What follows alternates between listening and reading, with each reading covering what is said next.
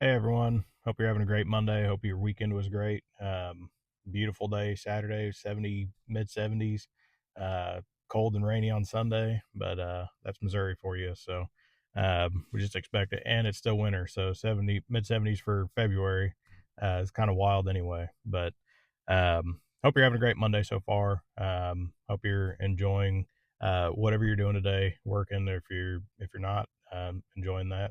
Um, I'm out here working today, and just glad that I get to do this. I get to do what I do, and I just pray that I'm doing all of it for the Lord and not for human masters, not for myself, but to honor and glorify God. So today I'm going to be reading in Mark.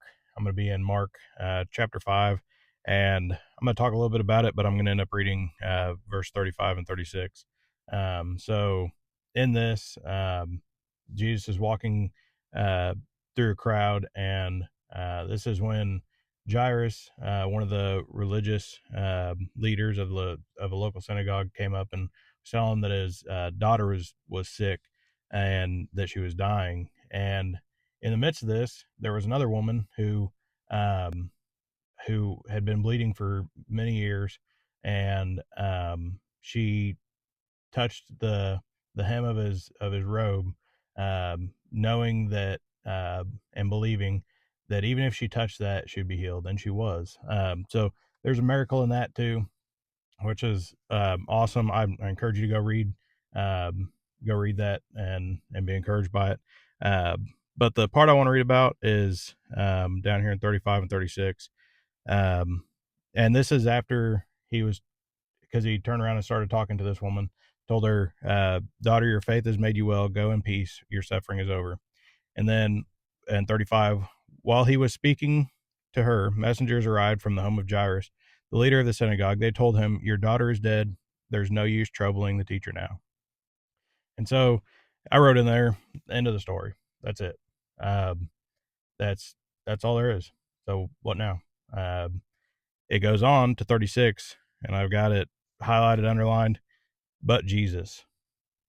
But Jesus overheard them and said to Jairus, "Don't be afraid, just have faith." And when you go on in the story, he had faith, and his daughter was healed and brought back to life. So two miracles in the same chapter, and it's pretty amazing. And I just want to say, how many times do we go through life and something happens, and we're like, "That's it, it's over. That's the end of that story. I don't need to worry about it anymore. I don't need to bring it to God. I don't need to. It's been 20 years since I've been praying for something. Why would I bother him with it anymore?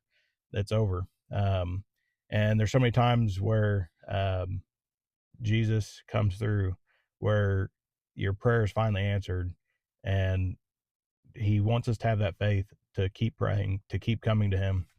And so I just encourage you, if you're going through anything, um, just don't, don't quit. Don't think the story's over. Um, Joby Martin likes to say, if the alarm clock wakes you up to tell you that God's not done with you yet. So uh, if you're waking up, if you have breath in your lungs, that's from God. That breath is given by Him. So um, just know that He's not done with you. He's not done with your story.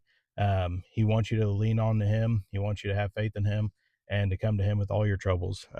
So just remember that. But Jesus, but God, He can do anything. And so go read these miracles. Be encouraged by it. There's a lot going on over the weekend in the Middle East, and um, I I believe that there's a lot of people in Iran who have thought the same thing. Like, well, this is my life. This is um, what I'm gonna have to deal with forever, and that's it. End of story.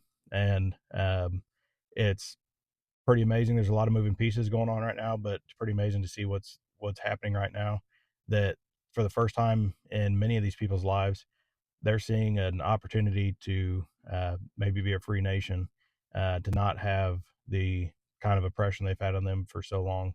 And the doors, I pray, and I know many people are praying that the doors will be open to have Christians go in to spread the gospel, spread the good news to them, and it'd be amazing to see what's going to happen there. So there's a lot of things going on. So be praying for everybody in the Middle East, and just keep praying for our country, for our leaders, the military, for their decision makers, that they would be making the decisions based on God and what God wants them to do. So hope you guys have a great rest of your day. And if you guys need prayer, let me know. If not, I'll be praying for you anyway.